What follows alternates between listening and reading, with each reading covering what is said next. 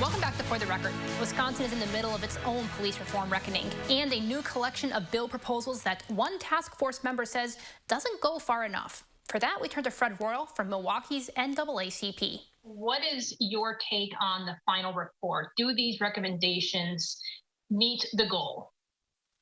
Not in my opinion. I mean, they are recommendations. They are not proposed legislation, for one. So the devil is always in the detail.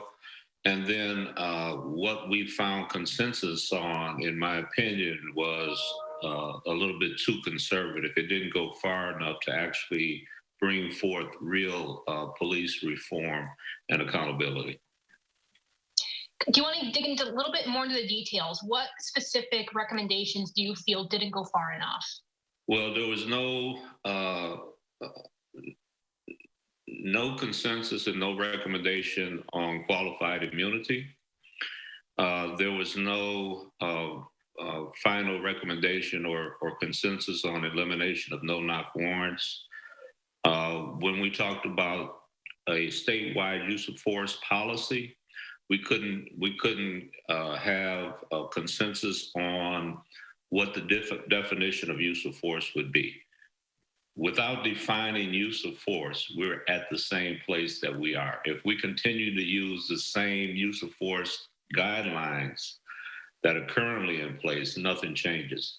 So then when you have a duty to report, whistleblower protections, citizen advisory board on use of force when critical incidents occur, they're still basing it on the current use of force standards, which we see are not working. Do you have any hope from the work group that they're putting together to keep working on that definition for use of force?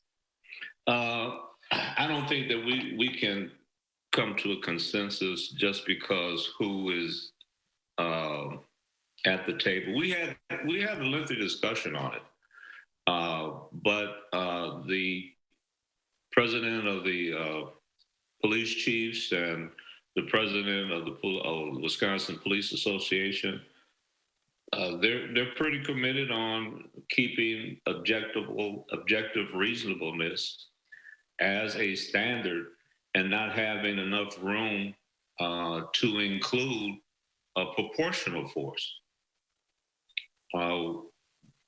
So when we look at what's going on across the country, there's a move from the old warrior mentality in policing to the new 21st century guardian model in policing, where folks aren't as confrontational, or that the level of confrontation is proportional to the resistance that an individual is posing to them. And if you're so rigid where you can't compromise, then I see that as an impasse, unfortunately. Taking a step back, we've just seen the murder verdict come down for Derek Chauvin in George Floyd's murder. When you think back over the past almost year since that happened in Minneapolis, do you feel like Wisconsin has really risen to meet the moment? Do you feel like Wisconsin policing has changed at all or adjusted at all as we come now almost a year since that happened? I think that we haven't had any, or I shouldn't say, we don't know of any reported incidents at this point, but there's been no change in policing policies and standards, which means there's no change in policing culture.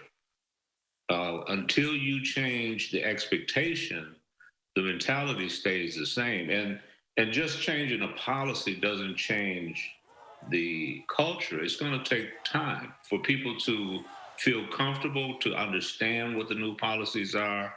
It's also going to take time for the citizens to get engaged, to ensure that there's collaboration. This isn't and I don't want people to perceive this as us against them.